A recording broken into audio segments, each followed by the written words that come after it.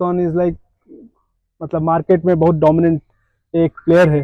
तो 8-9 का मेरे को लगता है थोड़ा सा कुछ ज्यादा ही कम है, तो इतना कम होना नहीं चाहिए। 4 टायर्स आर फिल्ड एयर, मतलब फिल किया मैंने, उसके बाद भी चारों में रेड दिखा रहा है। देखो यहाँ पे गैप्स आपका बिल्कुल नहीं है, यहाँ पे देखो कितना ज्यादा गैप हो रखा है। वो एंड मोमेंट में वो नेक्सॉन से चेंज होके XUV 300 हुआ।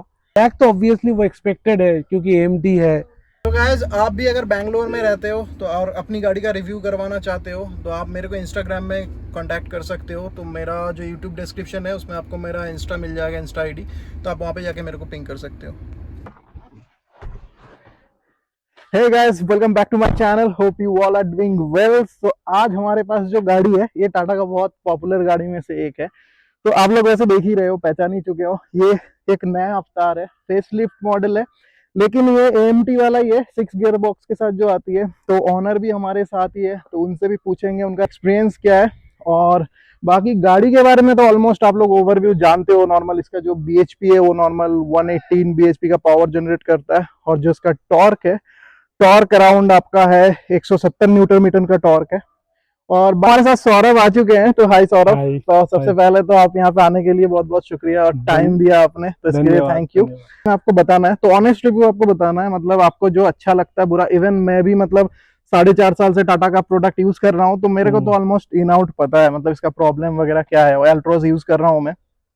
बाकी आपको भी बताना है आपने मतलब क्या प्रॉब्लम फेस किया, और क्या अच्छा चीज भी आपको इसमें लगा है, सब कुछ आप शेयर करोगे इस वीडियो में। तो सबसे पहले बताइए, टाटा नेक्सॉन ही क्यों चूज किया आपने? तो मेरा पहला पर्पस था कि थोड़ा कार स्ट्रांग होगा, 5 स्टार रेटिंग एंड कैप। और उसके बाद नेक्सॉन इज लाइक मतलब मार्केट में बहुत डोमिनेंट एक प्लेयर है, स्पेशली फ्रॉम टाटा। एंड जब तक मैंने पहले एक्चुअली दूसरे कार्स भी मतलब प्री बुकिंग किए थे, और उसके बाद उसका बुकिंग भी किए थे, but as soon as this one launched, so मैंने यहाँ शिफ्ट किया। सो अर्लियर आपने कौन से कार मैंने पहले एक्चुअली एक्स्टर किया था, हुंडई एक्स्टर। अच्छा, एस्टर। या फिर उसके अच्छा, एस्टर, हुंडई का एस्टर कौन सा? एक्स्टर एक हुंडई का आता है। Exter, okay. हाँ, ओके। उसके बाद मैंने हुंडई का i20 देखा। फिर i20 का एक आता है नियो या कुछ है जो एनलाइन। यस। उसके बाद मैंने गया था टाटा ऑल्ट्रोस। फिर जाके ये वाला लॉन्च हुआ, तो आई स्विच। ओके, मतलब काफी। तो आपने टेस्ट ड्राइव वगैरह लिया था या वैसे ही सिलेक्ट किया था? टेस्ट ड्राइव लिया था मैंने, हर चीज, हर गाड़ियों का टेस्ट ड्राइव लिया था। टेस्ट ड्राइव तो उसमें से ये सबसे बेस्ट लगा आपको? या मतलब कॉन्फिडेंट, मतलब ये कार ऐसा है कि चलने में जब चलते हैं तो इट विल फील स्ट्रांग, मतलब सेफ आपको फील होगा। महिंद्रा का आपने टेस्ट ड्राइव लिया था? महिंद्रा का नहीं लिया था, XUV का। एक्चुअली 3XO का न्यू वेरिएंट नहीं आया था, और इसका न्यू वेरिएंट आया था, तो मैंने सोचा यही ट्राई करते हैं। Okay okay. तो पावर के मामले में आपको उस टाइम पे पता था इसका 7 गियर बॉक्स भी लॉन्च हुआ है ऑटोमेटिक में? मुझे पता था उसका। Actually this one is creative plus. Okay. Nexon creative plus, तो उसका फियरलेस जो है, आई थिंक उसमें DCT है, उसमें 7 गियर है। ओके। नॉट फियरलेस या फियरलेस प्लस में। ओके, तो उसमें आपने टेस्ट ड्राइव लिया था दोनों का, या फिर सिर्फ 6 गियर बॉक्स का ही लिया आपने? फियरलेस प्लस में लिया था, बिकॉज शोरूम में क्रिएटिव या लोअर वेरिएंट में नहीं देते। ओके, तो वो लोग फियरलेस में देते जो टॉप वेरिएंट है। ओके, तो उस पे लिया था, तो अच्छा था वो। तो उसमें और इसमें कुछ डिफरेंस आपको फील हुआ? वो DCT है, तो I think that is a bit more smooth या क्रिएटिव। मतलब टिल फियरलेस आई थिंक सब में AMT आता है। अगर मैं ऑनेस्टली बताऊं, मेरा एक फ्रेंड के लिए मैं XUV 300 सेलेक्ट करने के लिए गया था, तो उस टाइम पे मैंने 6 गियर बॉक्स का चलाया था। तो उतना फन नहीं लगा था, उसमें लैग मेरे को लग रहा था, क्योंकि गियर जब शिफ्ट हो रहा था तो लैग काफी फील हो रहा था। तो मैंने सुना, इसका जो भी रिव्यूज वगैरह मैंने देखा है 7 गियर बॉक्स के साथ, वो चीजें काफी ज्यादा इन्होंने कवर किया है। और ऑब्वियसली 7 गियर बॉक्स दे रहा है तो गाड़ी में थोड़ा सा तो आपको स्मूथनेस एक्स्ट्रा मिलेगा ही। तो वो चीज है। तो ओके, एनीवे, तो आपका कुछ बजट का भी कुछ इशू था, या फिर मतलब आपने मतलब सोचा कि नहीं मेरे को इसके साथ ही ठीक था? नहीं, बजट का तो था ही। बजट का आपका पहला मेरा 12 लाख 13 लाख ऑन रोड था। ओके। उसके बाद मैंने फिर गया 15-16 में फियरलेस, यहाँ बैंगलोर में रोड टैक्स एंड एवरीथिंग वो 18-19 लाख के आसपास जा रहा था। तो मेरा मतलब 12-13 से ज्यादा 15 तक ही जाना था मैक्स। तो ये वाला थोड़ा 15 से एक्सीड किया, बट सो ओवरऑल अभी इसको लेके हैप्पी हो आप, या फिर मतलब आपको कुछ रिग्रेट फील होता है कि XUV 3XO लेता, या फिर? No, like I am content with this one. क्योंकि अभी मार्केट में नया कॉम्पिटिटर भी आ चुका है, काइलैक आ चुका है, तो बहुत लोगों का मतलब फेवरेट। कुछ लोग मतलब घबराते भी है स्कोडा की सोचते हैं कि मेंटेनेंस बहुत ज्यादा है, तो ये सोच के भी बहुत लोग बैकआउट कर जाते हैं। बट ओवरऑल स्कोडा ने बहुत अच्छा प्रोडक्ट लॉन्च किया है, काइलैक, तो 1 लीटर के अंदर, तो उसका ही पावर वगैरह बहुत अच्छा है। तो देखते हैं उसका भी फ्यूचर क्या है, तो होप करते हैं कि वो अच्छा करेगा काफी। और इसका ड्राइविंग एक्सपीरियंस आपको कैसा लगता है? ड्राइविंग एक्सपीरियंस अच्छा है, मतलब मैं mostly with in city community मेरा अभी तक ज़्यादा है। ओके, एंड मेरा पर्पस था ऑटोमेटिक लेने का इसलिए बिकॉज आई वाज सिटी हाँ, बैंगलोर ट्रैफिक में तो बैंगलोर obviously, ट्रैफिक में, तो उसके लिए ठीक ही है। एंड हाईवेज में भी ठीक ही है। ठीक है। माइलेज अभी तक कितना निकाल चुके हो? Mileage within city bumper to bumper मुझे जितना मिलता है अराउंड 8-9 मैक्सिमम 10। 8-9 बहुत कम नहीं है, हाँ। मतलब ह्यूज ट्रैफिक की बता रहे हो, मतलब फिर भी मतलब थोड़ा। बैंगलोर में एवरेज में जैसे थोड़ा यहाँ होता है बम्पर टू बम्पर। ओके, तो अगर गाइस आप लोगों को भी अगर नेक्सॉन ऑटोमेटिक चला रहे हो, कितना माइलेज मिल रहा है कमेंट बॉक्स में जरूर बताना। तो 8-9 का मेरे को लगता है थोड़ा सा कुछ ज्यादा ही कम है, तो इतना कम होना नहीं चाहिए। हो सकता है आप मेरे ख्याल से फर्स्ट न्यू ड्राइवर हो, राइट? Yes, first. हाँ, तो इस वजह से भी थोड़ा सा हो सकता है, क्योंकि माइलेज कंप्लीटली ड्राइविंग के ऊपर डिपेंड करता है। तो मेरे को लगता है थोड़ा कम मिल रहा है आपको, होपफुली आगे जाके और अच्छा मिलेगा। मेरे ख्याल से 12-13 का तो मिलना चाहिए ऑलमोस्ट, या 11 का तो होना ही चाहिए कम से कम। हाईवे में 11-12 मिला था मुझे, बट हाईवे पे मेरे ख्याल से और ज्यादा मिलेगा आपको, बट हाँ। अभी और चलाओगे तो आपको धीरे धीरे एक्सपीरियंस होता रहेगा, तो और ज्यादा मिलेगा। और बाकी इसका सिटिंग कंफर्ट वगैरह कैसा है? मतलब आप कितने बंदे मतलब मैक्सिमम अभी तक ट्रैवल कर चुके हो गाड़ी में? 5 बंदे? Maximum 5 people. 5 people will travel, but या सीटिंग कैपेसिटी वाइज ये कंफर्टेबल है। कंफर्टेबल है। इवन एट द बैक जो बैठे थे तो ठीक ठाक है, मतलब ठीक इतना है। कुछ प्रॉब्लम नहीं था। बट एनीवे 5 सीटर है तो फिर आराम से कम। और इसका बूट स्पेस आई बिलीव 380 है, तो उसमें तो आपको कोई शिकायत नहीं होना चाहिए। बूट स्पेस अच्छा है, आराम से आप लेके हाँ। जा सकते हैं। इसमें सनरूफ भी है? नहीं, सनरूफ नहीं है। नहीं, मेरे वाले में सनरूफ नहीं है। मैंने क्रिएटिव प्लस लिया था, हम्म, क्रिएटिव प्लस एस लेता तो उसमें सनरूफ आता। Plus Okay. एस जो आते हैं उसमें सनरूफ आते हैं। ओके, अच्छा, आप सबसे मेन मुद्दे पे आते हैं, जो कि मतलब मैं भी शेयर कर सकता हूँ अपना एक्सपीरियंस, बट अभी मैं इस वीडियो में नहीं करूंगा, तो सौरभ से ही सुनता हूँ। रिलायबिलिटी का क्या आपको लगता है नेक्सॉन लेके? मतलब आप आगे का क्या सोचते हो, या रिसर्च किया होगा काफी कि कौन सी गाड़ी लेना चाहिए, तो आपको क्या लगता है इसका रिलायबिलिटी कैसा है? और अभी तक आपको टाटा में कैसा सपोर्ट वगैरह मिला है इस गाड़ी का? सपोर्ट अच्छा है, मतलब मेरा एक ही सर्विसिंग अभी तक हुआ है। Okay, so after 6 months. Okay, अभी तो फ्री सर्विस ही होगा? फ्री सर्विस, या Okay. 1 ईयर में ये जाएगा थोड़े महीने बाद। बट रिलायबिलिटी वाइज इट्स ठीक है, मतलब अभी तक तो कोई कंप्लेन नहीं है। कस्टमर सर्विस वगैरह भी यहाँ बैंगलोर में तो ठीक ही है, they will pick up, but थोड़ा अपॉइंटमेंट्स मिलने में थोड़ा लेट होता है। ओके, अराउंड 2-3 वीक्स लग ही जाता है कभी कभी टाइम पे।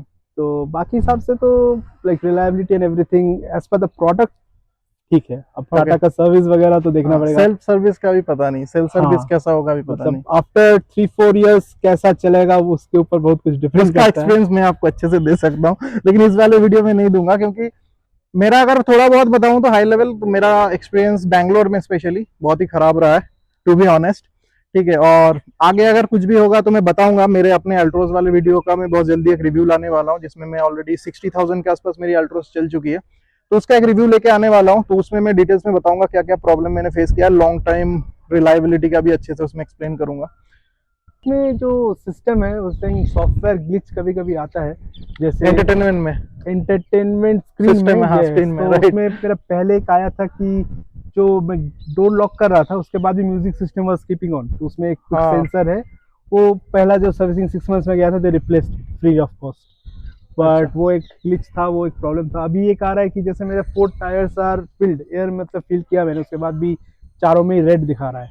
ओके, तो वो वाला भी मैं अभी न्यू, मतलब नया इशू है, उसको भी लेके जाएंगे नेक्स्ट सर्विसिंग में, तो वो पॉइंट भी हाईलाइट करेंगे, देखते हैं उसका। और फिट एंड फिनिश में गाड़ी क्या लगती है? सब कुछ ओके?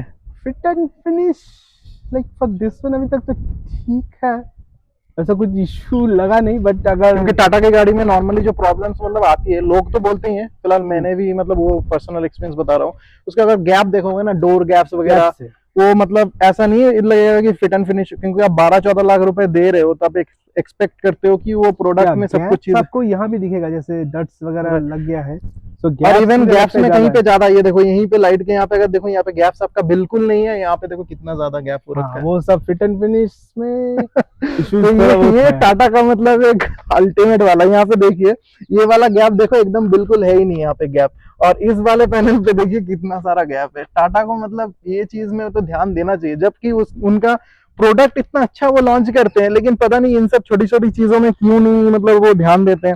इवन मेरा भी अल्ट्रोस का अगर देखोगे, अल्ट्रोस के बोनेट के एक साइड में आपका पैनल गैप थोड़ा ज्यादा है, एक साइड का थोड़ा सा कम है।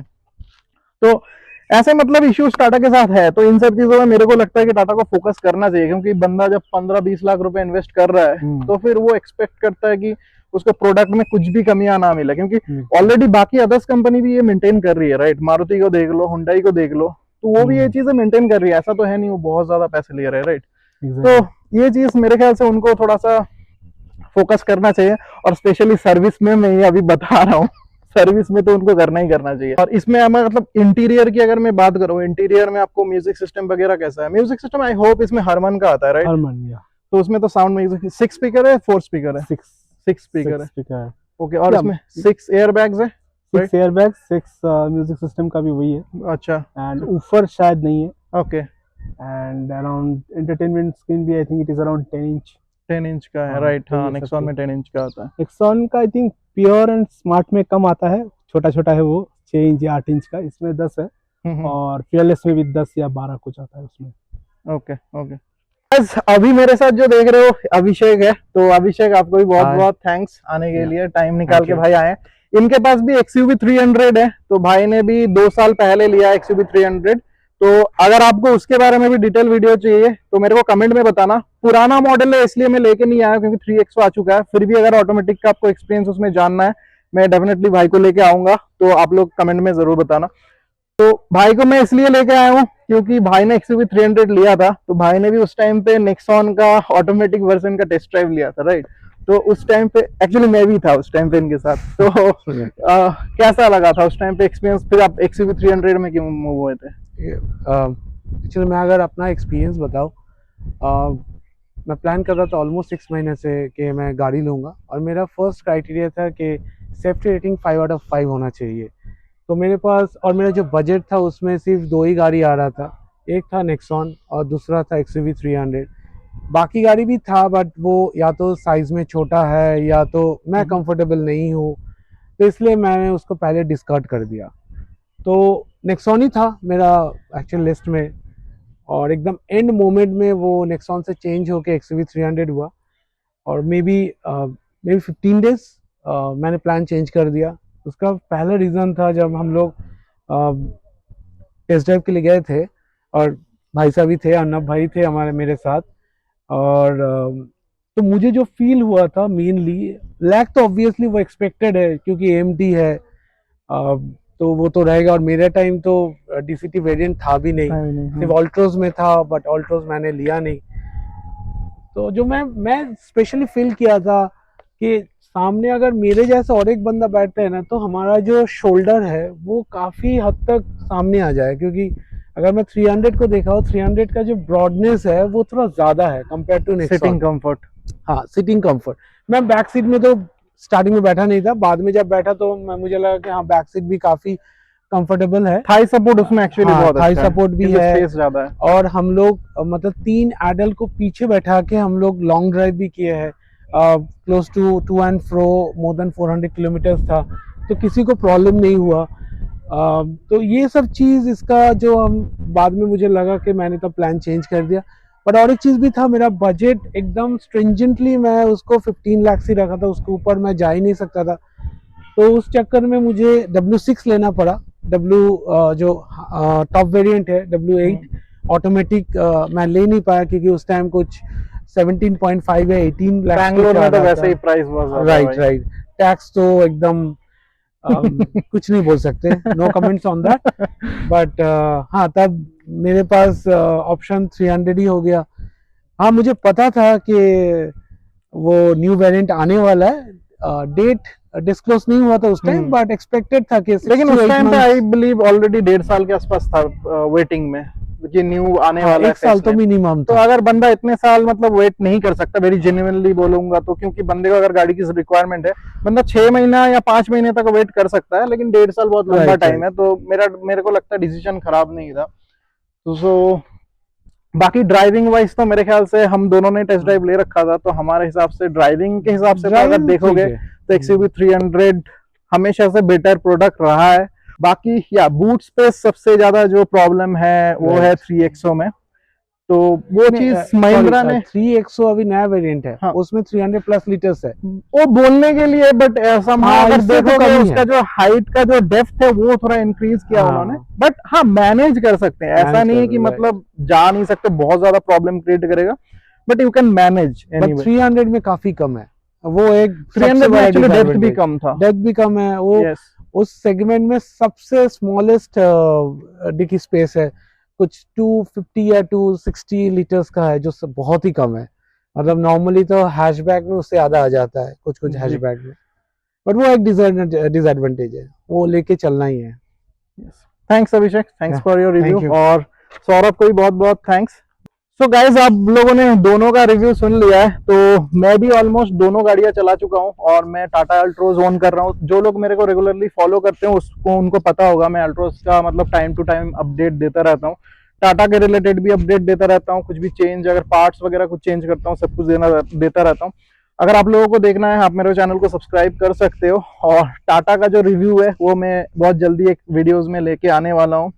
तो वही एक छोटा सा मतलब हम लोगों का कोशिश था कि आपको नया वाला फेसलिफ्ट के बारे में कुछ शेयर करूं कि आप लोग डिसीजन ले सको, इस पे जाना है या 3XO पे जाना है, कंप्लीटली आपके ऊपर है। और टेस्ट ड्राइव जरूर लेना, मैं हमेशा कहता हूं कि आप कोई सी भी गाड़ी सिलेक्ट करते हो टेस्ट ड्राइव बिल्कुल लेना, क्योंकि सबको हर चीजें पसंद नहीं आती है, तो आपको जो चीज पसंद आए उसी गाड़ी के ऊपर जाओ। तो ये एक छोटा सा रिव्यू था, तो मिलते हैं मेरे नेक्स्ट वीडियो में, till then take care and bye bye.